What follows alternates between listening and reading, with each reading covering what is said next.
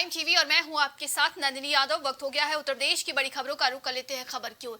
रायबरेली के विधानसभा हरचंदपुर से समाजवादी पार्टी के विधानसभा सदस्य ने विधानसभा के पटल पर प्रश्नकाल के दौरान क्षेत्र की जन समस्याओं को लेकर जबरदस्त खुलासा किया। विधानसभा सदस्य राहुल शिव गणेश लोधी ने बताया कि सत्ता पक्ष के मंडल प्रभारी और क्षेत्र के सार्वजनिक वितरण प्रणाली के विक्रेता और खीरो द्वितीय जिला पंचायत सदस्य रेणु सिंह के प्रति ने ग्राम पंचायत भीतरगांव के क्रीड़ा स्थल गाटा संख्या 738 पर अवैध तरीके से कब्जा कर रखा है। वहीं विधानसभा में क्षेत्रीय विधायक द्वारा उठाए गए प्रश्न का वीडियो सोशल मीडिया पर वायरल हो रहा है। अब देखना है कि इस मामले में क्या कार्यवाही होती है।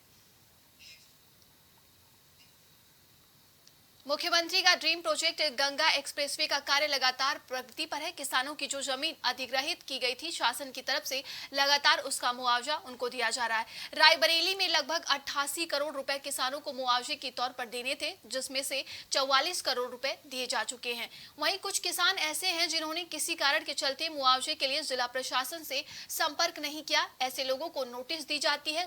उसके बाद जो भी पैसा किसानों के मुआवजे के लिए आया हुआ है उसे लखनऊ स्थित प्राधिकरण में जमा कर दिया गया है, जहां से किसान अपने पैसे ले सकते हैं। बता दें कि 26 करोड़ रुपए प्राधिकरण में जमा करा दिए गए हैं। 17 करोड़ रुपए अभी बचा है, जिसमें से 8 करोड़ रुपए की फाइल तैयार की जा रही है और उन्हें भी जल्द लखनऊ स्थित प्राधिकरण में जमा कर दिया जाएगा।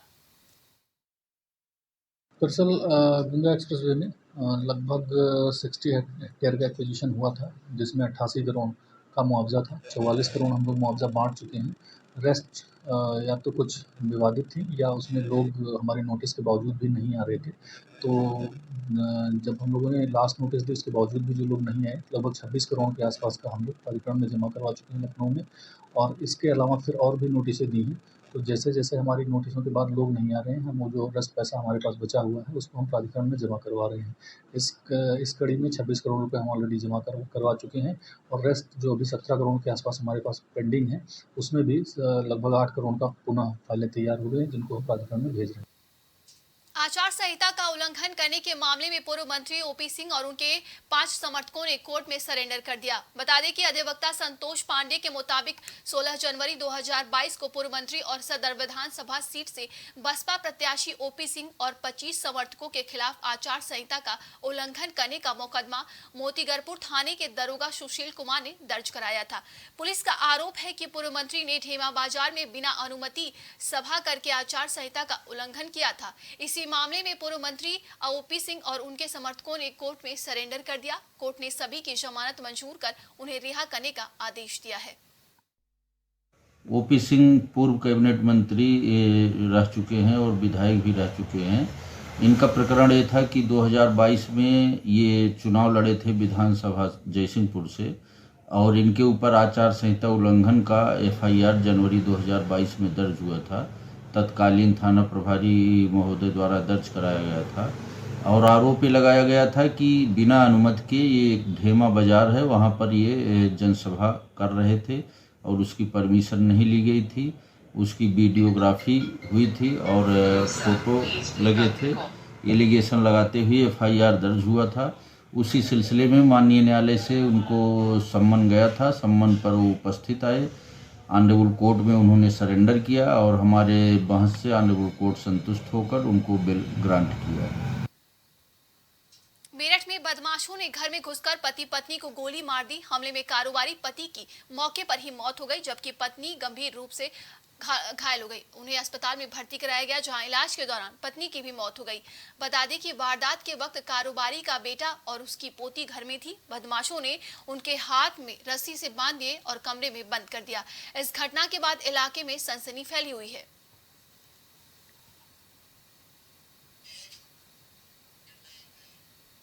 रायबरेली के खीरो थाना क्षेत्र के मजरे गांव की एक महिला का संदिग्ध परिस्थितियों में शव पेड़ के सहारे फांसी के फंदे से लटकता हुआ मिला, जिसके बाद परिजनों का रो रो कर बुरा हाल है।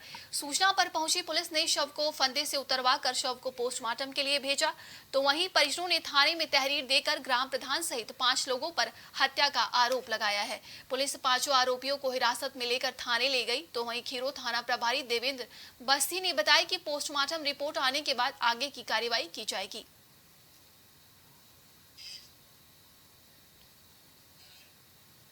बरेली में बाइक सवार बदमाशों ने नैनीताल हाईवे पर एक युवक के चेहरे पर तेजाब फेंक दिया। इस वारदात से हड़कंप मच गया है। बता दें कि तेजाब इस तरीके से फेंका गया था कि कोई चेहरा पहचान न सके। वहीं तेजाब से युवक का चेहरा, दायां हाथ और पैर तक झुलस गया है। सूचना पर पहुंची पुलिस युवक को सीएचसी ले गई, जहां से उसे जिला अस्पताल रेफर कर दिया गया। वहीं पीड़ित की ओर से अज्ञात बदमाशों के खिलाफ तहरीर दी गई है। पुलिस बदमाशों की तलाश में जुटी हुई है।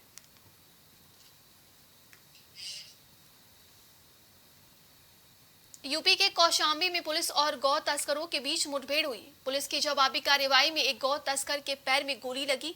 बाकी गौ तस्कर अंधेरे का फायदा उठाकर मौके से फरार हो गए। पुलिस ने घायल गौ तस्कर को गिरफ्तार कर इलाज के लिए जिला अस्पताल में भर्ती कराया है।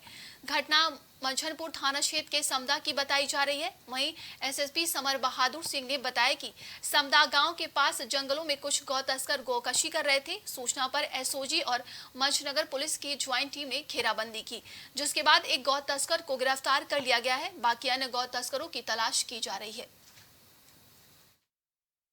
थाना मंझनपुर क्षेत्र में गौकशी की करीब सूचना कई दिनों से मिल रही थी। आज हम लोगों को एग्जैक्ट सूचना थी कि गौकशी की घटनाएं कारित की जा रही हैं।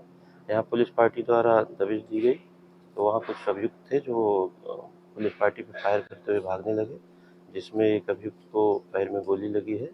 मौके से करीब 60 किलो गोमांस और काटने के यंत्र और एक कट्टा कारतूस बरामद हुआ है। एक अभियुक्त गिरफ्तार हुआ है। शेष अभियुक्तों की तलाश जारी, शीघ्र उनकी गिरफ्तारी कर लेंगे। लखनऊ में भारतीय किसान यूनियन ने किसानों के विभिन्न समस्याओं को लेकर ट्रैक्टर मार्च निकाली। किसान की सिंचाई के लिए मुफ्त बिजली, एमएसपी के आधार पर फसलों की खरीद, गन्ना किसानों के करोड़ों के भुगतान कराने, आवारा पशुओं से निजात, किसान आयोग का गठन, सूखा और बाढ़ के चपेट में आए किसानों को भुगतान जैसे प्रमुख मांगों को लेकर ट्रैक्टर मार्च निकाली गई। बता दें कि भाकियू के प्रवक्ता आलोक वर्मा की अगुवाई में ट्रैक्टर मार्च निकाली गई। वहीं बता दें कि देवा रोड से डीएम कार्यालय तक किसान ट्रैक्टर मार्च निकालना चाहते थे, लेकिन ऑप्ट्रॉन पुलिस चौकी पर प्रशासन ने डीएम कार्यालय जाने से रोक लिया और एसीपी विभूति खंड ने किसानों की मांग का ज्ञापन पत्र लेकर वापस भेज दिया। अपने कई सूत्री मांगों को लेकर राजधानी लखनऊ के लिए भारतीय किसान यूनियन के तमाम पदाधिकारी कूच कर चुके हैं। अगर बात की जाए तो भारतीय किसान यूनियन के प्रवक्ता आलोक वर्मा इस ट्रैक्टर मार्च की अगुवाई कर रहे हैं और साफ तौर से ये किसानों का कहना है कि हम राजधानी लखनऊ के जिलाधिकारी कार्यालय तक बाराबंकी से कहीं ना कहीं निकल चुके हैं। जिलाधिकारी कार्यालय तक जाने की इच्छा जता रहे हैं। मैं अपने सहयोगी विजय से कहूँगा एक बार दिखाएं कि इसमें लगभग बात करें तो दर्जनों की संख्या में ट्रैक्टर सम्मिलित हुए हैं और कई सूत्री मांगों को लेकर पहुंचे हुए हैं। हम सीधे बात करेंगे आलोक वर्मा से, जो कि भारतीय किसान यूनियन के प्रवक्ता हैं। आलोक जी, आज आप राजधानी के लिए कूच कर रहे हैं जिलाधिकारी कार्यालय की, किन मांगों को लेकर कर रहे हैं? देखिए, हमारी मांगे ये है कि उत्तर प्रदेश का किसान भारी बरसात को लेकर, सूखा को लेकर बहुत परेशान है और हम सरकार से मांग करते हैं कि जिन जिलों में सूखे के कारण फसल बर्बाद हुई उसका मुआवजा दें, जो अत्यधिक बारिश के कारण बर्बाद हुई उसका मुआवजा दें, और सरकार ने जो अपने वादे किए थे किसानों को मुफ्त बिजली देने का, उनको 300 मीटर पे जो कनेक्शन नहीं दिया जा रहा है, हमारा एमएसपी गारंटीड कानून नहीं लागू हुआ, हमारे फसल नहीं जाए। अगर सरकार कहती है कि हम पायलट प्रोजेक्ट चला रहे हैं, डिजिटल इंडिया बना रहे हैं, तो डिजिटल इंडिया की तरह गन्ने का भुगतान होना चाहिए। सरकार ने पिछले 6 साल में मात्र 25 रुपए बढ़ा करके सदन में सूखा और कहीं बाढ़ को लेकर चर्चा की गई है, किसानों के हित की बात की गई है। सदन में बहुत बार चर्चा होती है, लेकिन किसानों को अभी इसका लाभ नहीं मिला है। सदन में समाजवादी पार्टी के एक विधायक ने यह भी कहा था कि कृषि यंत्रों पर जीएसटी हटाई जाए। वहां पर सरकार के एक मंत्री ने बहुत ही बेरुखी से जवाब दिया कि जीएसटी हटाना हमारे बस की बात नहीं है। अगर वो वादा करते हैं कि हम किसानों की आय दोगुनी करेंगे, भारतीय जनता पार्टी ने कहा था कि हम किसानों की आय दोगुनी करेंगे 2022 में, आज 2023 चल रहा। मैं पूछना चाहता हूं, क्या किसान की आय दोगुनी हो गई? वही भारतीय जनता पार्टी जब विपक्ष में थी तो कहती थी गन्ने का रेट हम 500 रुपए कुंटल करेंगे, आज क्यों नहीं कर रहे हैं? आज उन्होंने सिर्फ 25 रुपए बढ़ा करके। जिलाधिकारी कार्यालय जा रहे हैं आप, आपको रोकने के लिए तमाम जगहों पर फोर्स तैनात की गई है। कैसे आगे की आपकी रूपरेखा होगी, क्योंकि मांग को लेकर निकले हैं आपके साथ किसानों का बड़ा झुंड भी है? देखिए, ऐसा है कि हम प्रयास करेंगे, लेकिन पुलिस हमें कहां तक जाने देती है, प्रशासन कहां देती है, और ये इससे जानना और इससे साफ दिखता है कि उत्तर प्रदेश की सरकार किसानों की मांग को पूरी नहीं करना है, क्योंकि हम कोई आंदोलन नहीं करना चाहते। हम सिर्फ अपना मांग पत्र जिलाधिकारी के माध्यम से मुख्यमंत्री जी को पहुंचाना चाहते हैं। इस समय सदन चल रहा है, हम चाहते हैं किसानों की मांगे मुख्यमंत्री जी तक पहुंचे, लेकिन प्रशासन का ये रवैया, ये प्रशासन हमें अपने डीएम से नहीं मिलने देता है। और जिस जिले का डीएम फेल हो, जिस प्रदेश का सीएम फेल हो, तो फिर पीएम बचता है। हम लोग एक बड़े आंदोलन के तहत दिल्ली में भी आंदोलन करने का प्रयास करेंगे।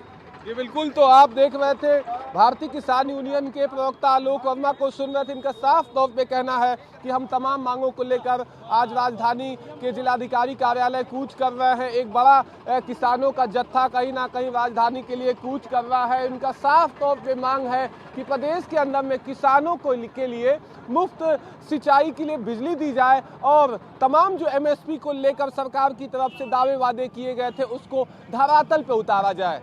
कैमरामैन विजय के साथ मैं विभांशु, प्राइम टीवी लखनऊ।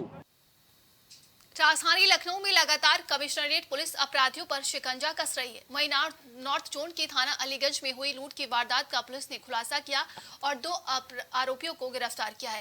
थाना अलीगंज के पास से दोनों आरोपियों की गिरफ्तारी हुई है। दोनों आरोपियों का लूट में बड़ा इतिहास रहा है। वहीं आरोपियों के पास से 315 बोर का तमंचा और एक चेन पुलिस ने बरामद किया है। राजधानी लखनऊ में पुलिस के लिए एक चुनौती बने लुटेरों को लखनऊ की कमिश्नरेट के नॉर्थ पुलिस ने गिरफ्तार किया। कैसे क्या कुछ गिरफ्तारी हुई है, कैसे ये लोग घटनाओं को अंजाम करते थे और लखनऊ में कब से रह रहे थे, इस बात पे ज़्यादा जानकारी के लिए हमारे साथ डीसीपी नॉर्थ हैं। सर, जिस तरीके से स्नेचरों को पकड़ा गया है, इन लोगों के द्वारा किस तरीके से घटनाएं की जाए थी, क्योंकि गैंगस्टर के आरोपी हैं, एक बड़ा इनका गिरोह हो सकता है, कैसे क्या कुछ खुलासा हुआ है? दिनांक 8 तारीख को एक घटना हुई थी थाना क्षेत्र अलीगंज में, जिसमें एक बुजुर्ग महिला के साथ चेन स्नैचिंग हुई थी और तत्काल इसमें अभियोग पंजीकृत किया जाता है। गिरफ्तारी के लिए टीम लग जाती है और फलस्वरूप आज जो 2 अज्ञात बदमाश थे उनकी गिरफ्तारी होती है। इनका नाम है कमलेश तिवारी और सुमित यादव। कमलेश तिवारी मूलतः दौलतगंज थाना क्षेत्र ठाकुरगंज का रहने वाला है। सुमित यादव बीबी खेड़ा थाना क्षेत्र पारा का रहने वाला है।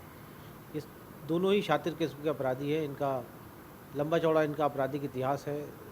इसके विरुद्ध, कमलेश तिवारी के विरुद्ध पूर्व में 23 अभियोग पंजीकृत हैं, जिसमें गैंगस्टर का अभियोग भी शामिल है।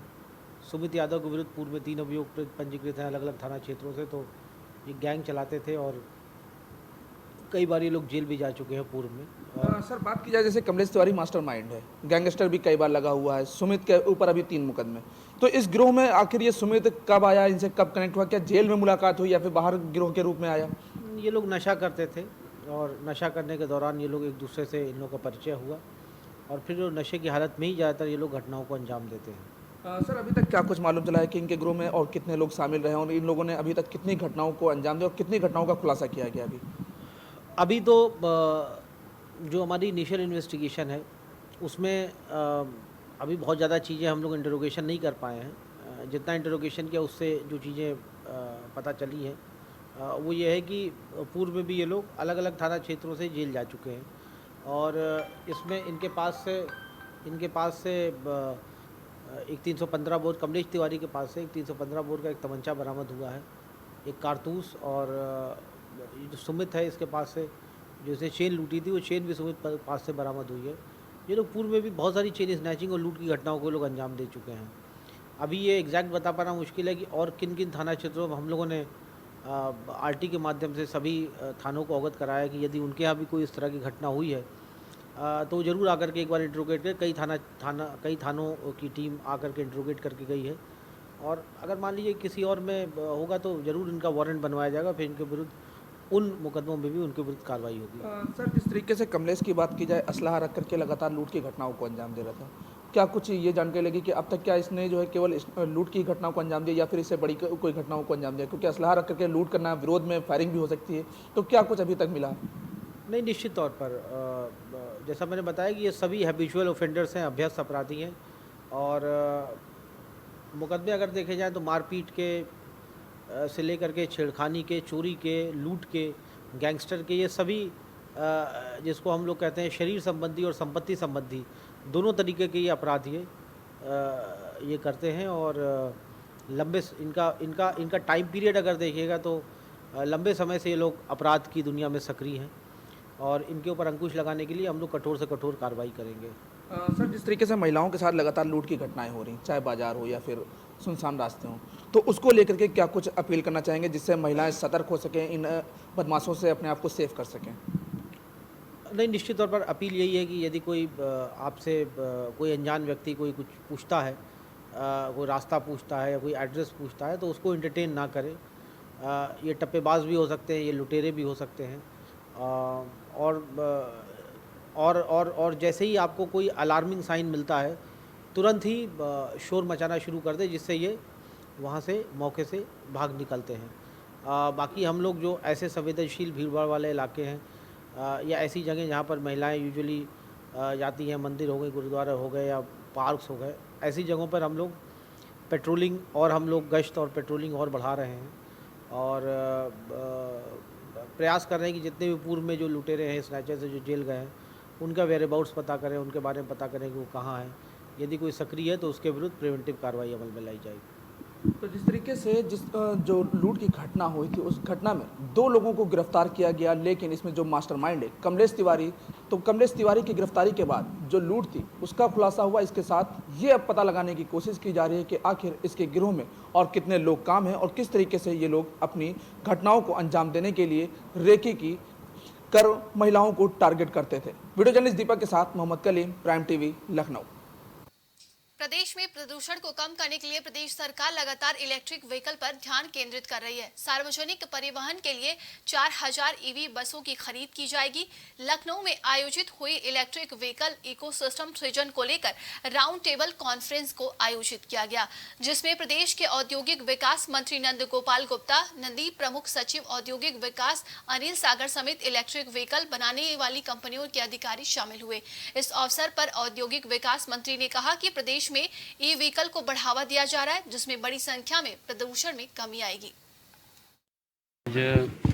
इलेक्ट्रिक व्हीकल के अगर हम बात करें तो देश में नंबर 1 है। लगभग 4,15,000 इलेक्ट्रिक व्हीकल उत्तर प्रदेश में रजिस्टर्ड हैं। आज हम लोगों ने पब्लिक ट्रांसपोर्ट सिस्टम के लिए टाटा, हिंदुजा, सर्वोटेक, नायरा, ऐसे बहुत से जो भी स्टेक होल्डर हैं, चाहे चार्जिंग को लेकर के, चाहे रिचार्जेबल बैटरी को लेकर के, चाहे ईवी बसेज और ट्रांसपोर्ट जो सिस्टम हैं, उन सब को लेकर के इंफ्रास्ट्रक्चर में कैसे हम बढ़ोतरी कर सकते हैं, कैसे सुधार कर सकते हैं, कैसे और अच्छा कर सकते हैं, ताकि जनमानस को हम सुविधाएं दे पाएँ।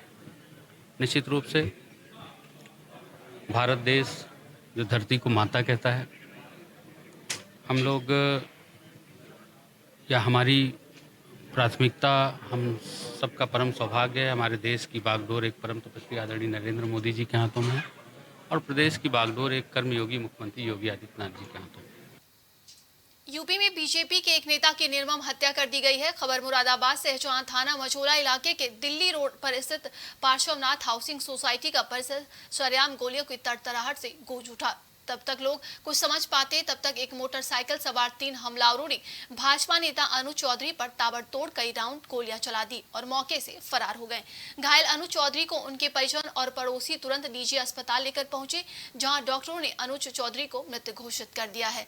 बता दें कि असमोली से ब्लॉक प्रमुख का बीजेपी नेता अनुज चौधरी ने चुनाव लड़ा था। अनुज चौधरी की मां रजनी ने हत्या का आरोप प्रभाकर भूरा और अमित नाम के 3 लोगों पर लगाया है। चुनाव लड़ रहा था ये, तो पिछले उससे पहले लड़ा था तो 3-4 से वो कैंसिल हो गया था कुछ चुनाव वोटों से। फिर जो पिछले साल जो डेट हट गई थी, तो अब जो डेट आ रही थी, अभी विश्वास पत्र भी शायद है इस बार भी आया है, तो हम इनसे ही थी बस। हाँ, 25 से तैयारी शुरू थी इसकी, तो यही था बस। ये बस हमारे उसके लड़के की किसी से दुश्मनी नहीं थी, बस भालपुर और उनसे ही थी। भूरा है, देखो मोहित का भैया अमित, और ये प्रभाकर के हैं, बस ये और हमारी किसी से कोई दुश्मनी नहीं। बुलंदशहर के सीएससी शिकारपुर पर मानसिक स्वास्थ्य शिविर कैंप का आयोजन किया गया। कैंप का उद्घाटन एसडीएम वीके गुप्ता द्वारा किया गया। वहीं सीएससी प्रभारी डॉक्टर शशि शेखर ने बताया कि मानसिक रोगों के सामान्य लक्षण नींद का आना, खराटे आना, चिंता, घबराहट, तनाव आदि का रहना, काम में मन न लगना, आत्महत्या करने का विचार आना आदि है। अत्यधिक सफाई, लड़ाई झगड़ा, गाली गलौज करना, ये सब मानसिक स्थिति जिला स्तरीय चिकित्सकों की टीम ने द्वारा मरीजों को निःशुल्क जांच एवं उपचार, दवाई के साथ मरीज और परिवारजनों की काउंसलिंग भी की है।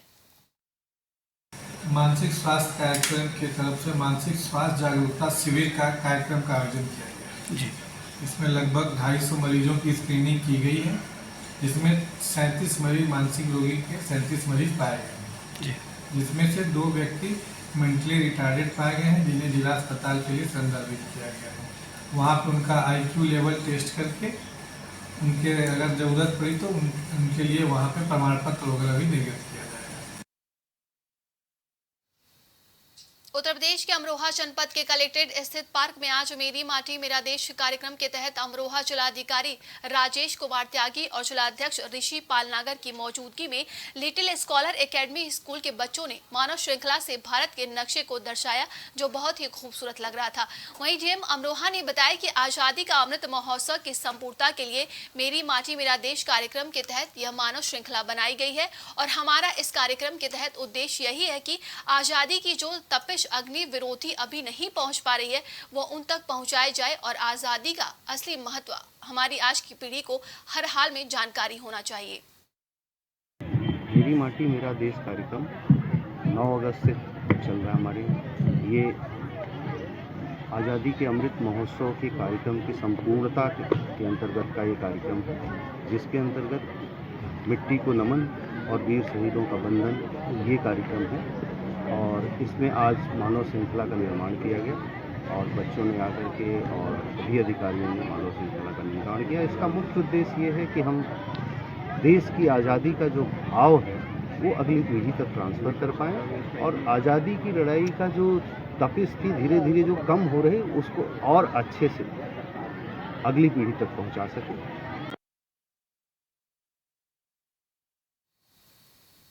लखनऊ में 69,000 शिक्षक भर्ती में आरक्षण लागू करने की विसंगति को दूर करने के बाद चयनित 68,000 शिक्षक अभ्यर्थियों ने मुख्यमंत्री आवास का घेराव किया। नियुक्ति की मांग करते हुए अभ्यर्थी मुख्यमंत्री आवास पहुंचे, जहां भारी मात्रा में तैनात पुलिस बल ने उन्हें रोक दिया और वहां से हटा दिया। कुछ अभ्यर्थी गेट के सामने बैठ गए, जिन्हें पुलिस कर्मियों ने जबरदस्ती वहां से उठा दिया और धरना स्थल इको गार्डन में ले जाकर छोड़ दिया। वहीं आंदोलन का नेतृत्व कर रहे अमरेंद्र पटेल को पुलिस ने हाउस अरेस्ट कर लिया है।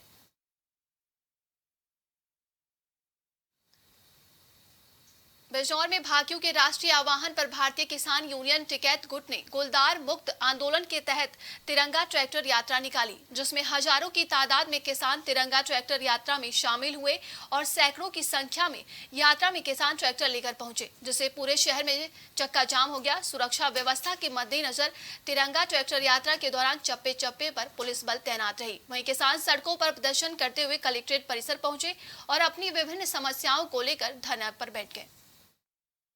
है हमारे राष्ट्रीय आह्वान पर ये यात्रा हुई है। किसान यहाँ पूरे ज़िले का इकट्ठा हुआ है और कहना है कि किसानों की इतनी समस्याएं हैं, जो सरकार हमारी समस्याओं की तरफ ध्यान नहीं दे रही, आंख मूंद करके बैठी है। उनकी आंख खोलने के लिए आज ये ट्रैक्टर तिरंगा यात्रा है।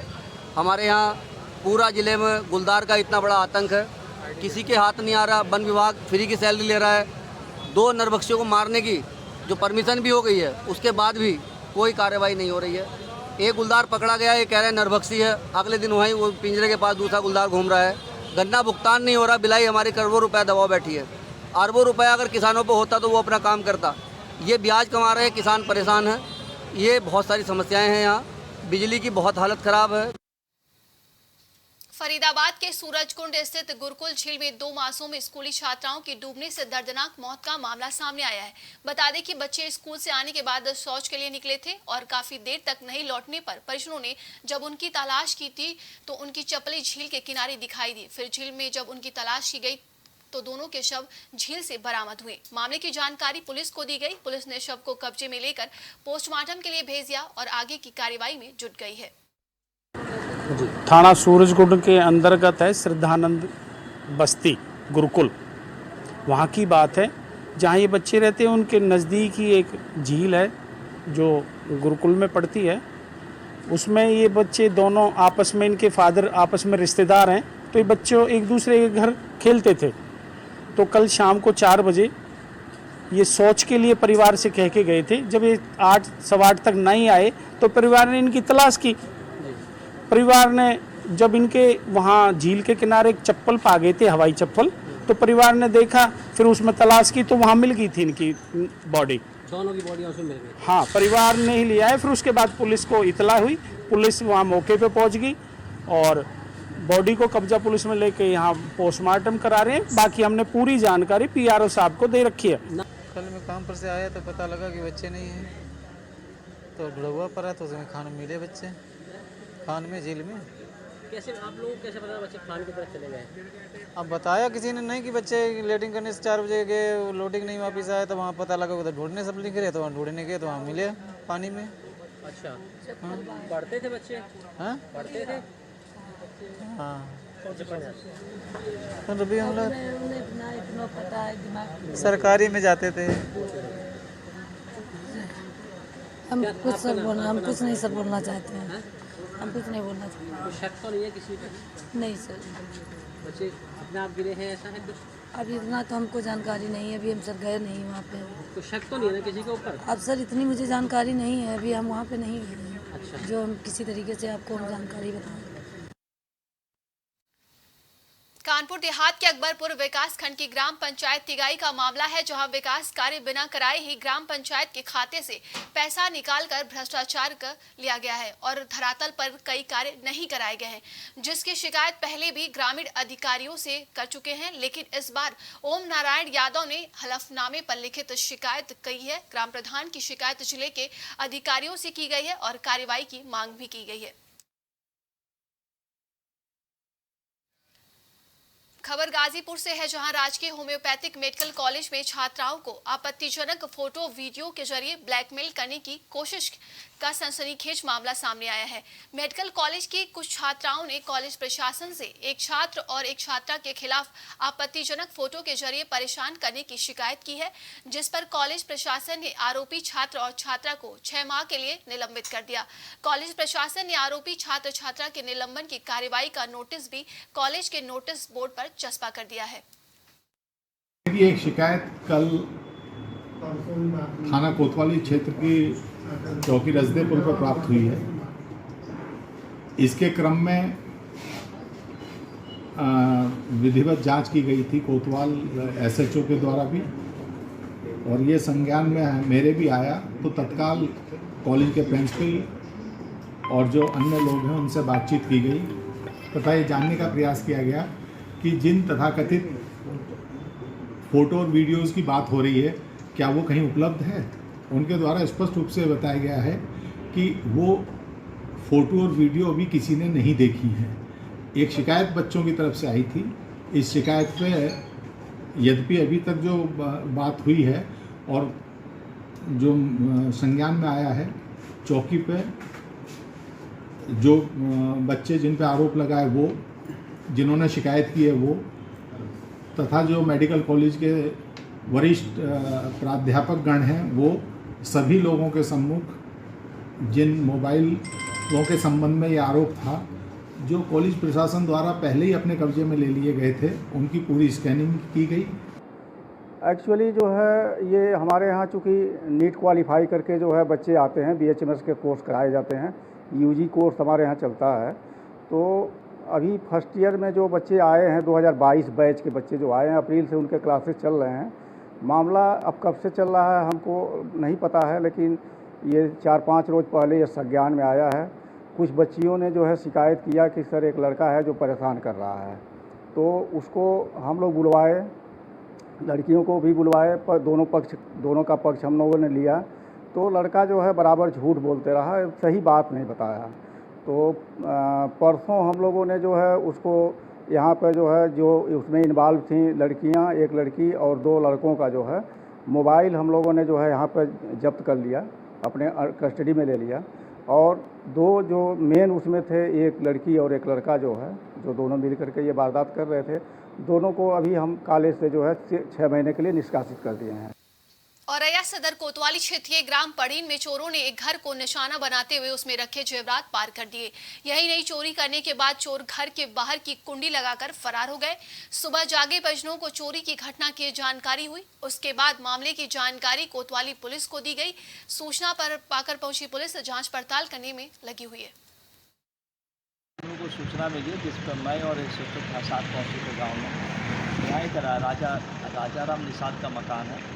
उनकी जो बहुरिया थी छत पर सो रही थी, कोई घर में नीचे नहीं था। चोरों द्वारा पहले नीचे की जो अलमारी तोड़ करके उसमें से कुछ अंगूठी दो या तीन अंगूठी सोने की, 2 पायल हैं और एक सोने की चेन है, उठा ले गए। कोई नकदी नहीं गया। मेरे द्वारा यहाँ पर टीम लगाई गई है और इनकी रिपोर्ट अभी लिखी नहीं गई है। हमने कहा कि रिपोर्ट जो लिख के देंगे, जो FIR देंगे उस अनुसार लिखी जाएगी और साथ साथ इसके खुलासे के लिए टीम लगाई गई है। जल्दी इसका खुलासा कर लिया जाएगा। पुलिस आई थी। पुलिस जहाँ चोरी हुआ हमारे घर में, हम लोग तो परे थे, बाहर गाँव घर बना। हमारी बहू अकेली परी तो नाते ने छोटी सी परी। जब आई सवेरे सुबह देखो तब सब फूटो फाटा डरा। तब पुलिस का फ़ोन किया, तब पुलिस आई, प्रधान जी आए। शिकायत दर्ज करवाइए अपने थाने में भी? तो आप एप्लीकेशन देने जा रहे, कह गए दरोगा जी आप सब जा रहे।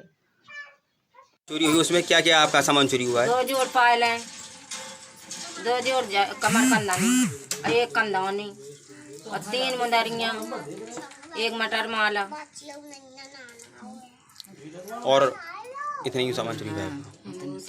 अंगूठी 3 मुंदरियाँ तो कह रहे थे। अभी के लिए उत्तर प्रदेश की खबरों में बस इतना ही। देश दुनिया की तमाम खबरों के लिए देखते रहिए प्राइम टीवी।